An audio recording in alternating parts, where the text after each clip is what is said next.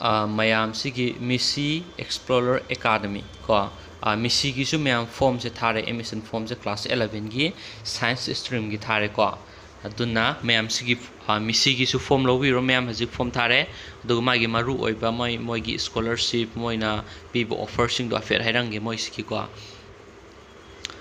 haidi school office open on Sunday su thong hange mayam haji ngasi su salaga nam form thajin ba yarani ko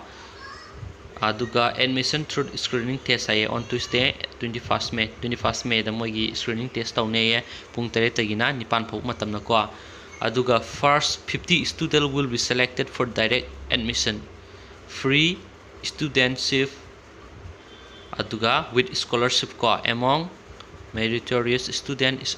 scoring 80% and above in 10 exam ko of Manipur board on the basis of order of issuing admission form on first come first serve basis. The admission of student under direct admission facility will be confirmed only after submission of mark sheet. Kudong sabi ang pire mayam 80% puki kanoda leiragadi moi direct admission ko moi gi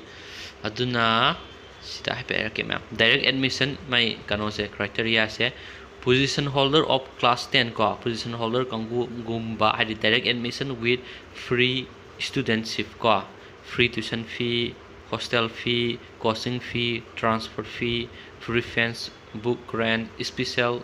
offer yam pi re moi sei ani sigi ko 11 12 ki oina mayam ko loi yeng biro mayam su ure na sa aduga non position holder di salaktaba 80% puki marks alak ko aduga 80% puki mathak ta leibu kangu ju moi su khudong cha bisi loina fange haidi free admission fange free tuition fee fange hostel fee coaching fee ko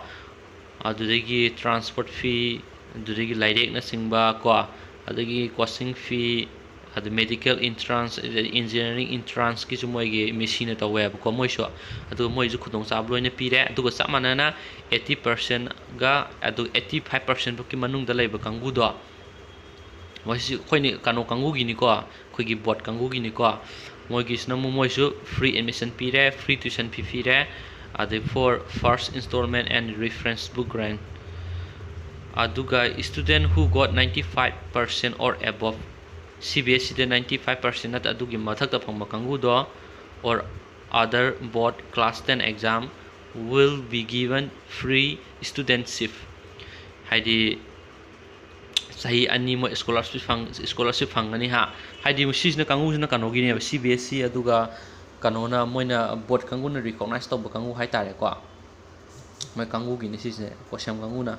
adiga moi khudong sa ba yamna pire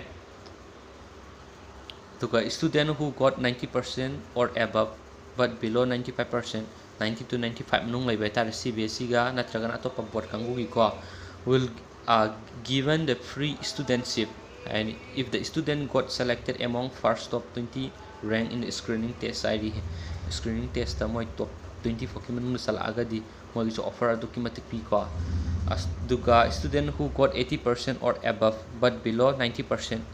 80 to 90% poki manung da laiba kangu sa haidi si board ki kangu yaw de myam ko si na mu CBSE ga aduga atopa board kangu hai tare adu kangu gi if moi si hai will given the free studentship criteria if the student got selected among first 20 rank in screening test si mai pi moi khudong cha ba si myam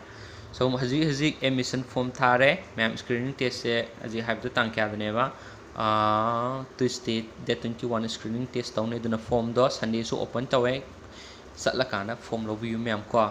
duga sisna Meci ni myam thank you so much.